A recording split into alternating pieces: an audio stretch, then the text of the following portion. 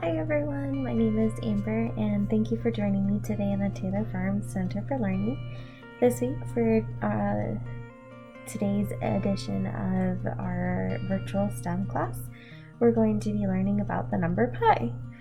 So for those who are new to our program or who don't know, STEAM is an acronym that stands for Science, Technology, Engineering, Arts, and Mathematics. Last week we covered art and we made these really cool paper lanterns. So if you want to look at this video, go ahead back to the main screen and check it out. And if you can, please take pictures. I would love to see what your projects look like, because then hopefully in later videos I can post them up here and then everybody can see your artwork as well. So this week we're actually going to be covering mathematics. And how does pi and mathematics work together? Well, it's actually really cool. It's because there's a number called pi. And pi is traditionally it's a rational number, and as to the best of my knowledge, its simplest form or rationalized form is around 3.14159. So that's what we would use it for in different calculations. But that's the simplified form. The actual form of this number has 1 million individual digits that create just one number. So it's a very long number that correlates to just 3.1415. There's actually competitions that you can enter into that will test your knowledge of memorization of this number. And I believe the current winner, or the current champion, has recited over 67,000 numbers in pi.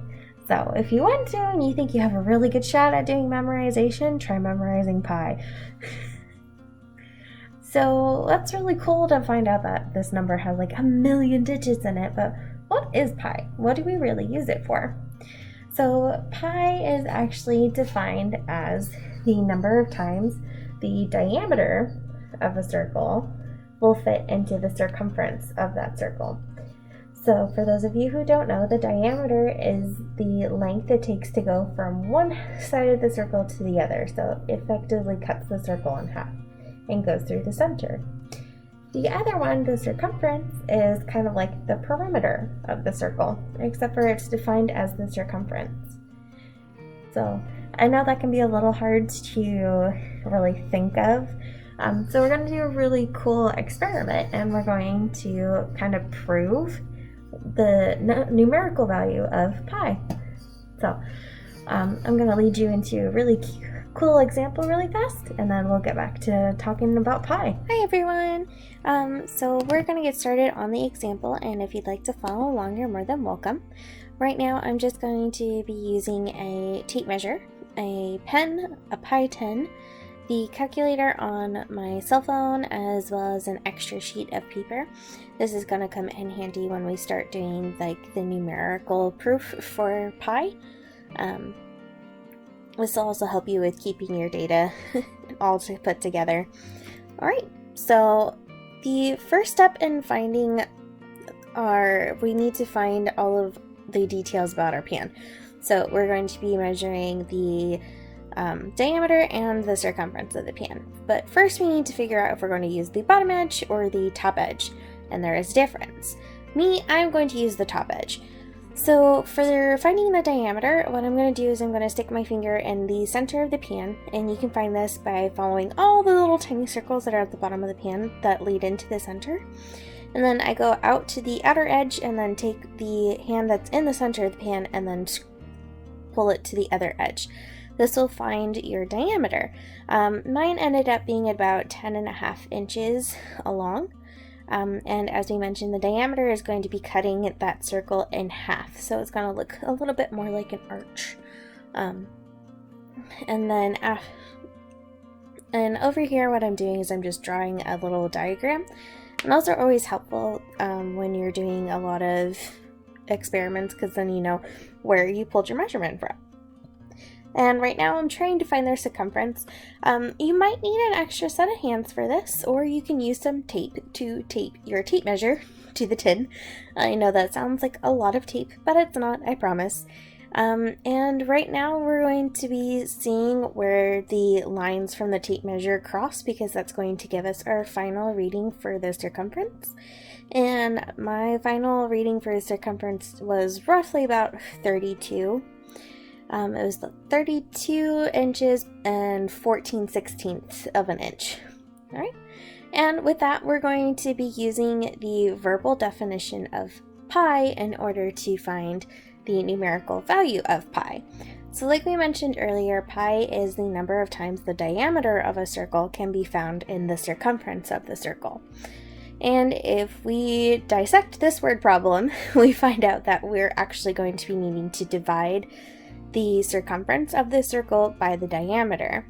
And when you do that and you take our circumference measurement and you divide it by our diameter, we actually get a number that is really close to pi. It turns out to being 1.1319. And I'll show you the calculated measurements right now. Also, I'll show you how I put this into my calculator, because calculators have a very interesting language of their own, and if you don't put it in correctly, it'll give you the wrong value.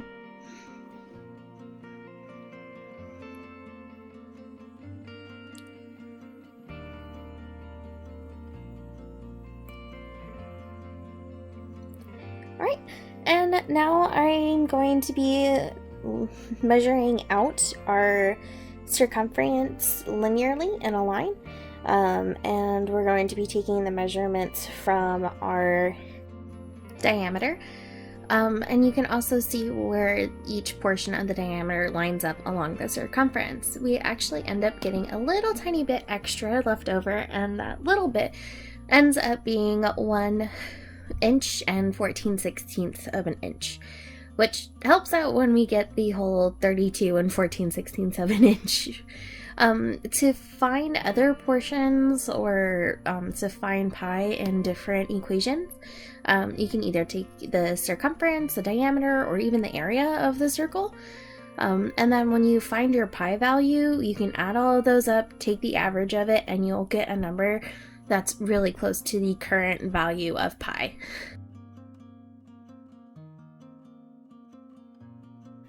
Alright, so it looks like we just proved pi. So what can we do with this number? So how is this number really useful? Well, pi is actually used in a ton of different calculations every day that we don't really even think of. The National Aeronautics and Space Administration, or NASA for short, uses pi in their daily calculations. NASA uses pi in order to calculate the potential volume of new gas tanks for any new space shuttles or any new telescopes that are going to be going up into space. They also use pi to find the composition of an identified asteroid. I never even thought that could even work. I thought you'd have to go up there and get a core sample of an asteroid to even try and think of what it can be composed of. But they're actually able to use pi in order to determine the volume of the asteroid, and then from that volume they can then kind of infer what materials it's potentially made out of based on how much mass the asteroid has. They're also able to use pi to find the size of different planets in other solar systems that aren't our own, as well as find out how fast a meteor was going before it impacted in the ground based on the crater that's left behind. So even though it might not look like we're using pi in our daily lives, but pi actually really does affect us. Now, back to that sweet treat that I promised you guys earlier. So around Thanksgiving, my family really loves pumpkin pie cheesecake, and I'm going to leave you guys the recipe that my family uses for pumpkin pie cheesecake. So again, I'd love to see what you guys do for Thanksgiving. If you end up making this pie, please tag TFCFL Steam 2020, because I would love to see what you guys make. Well, I hope you guys have a happy holiday, and I hope to see you again next week. Bye!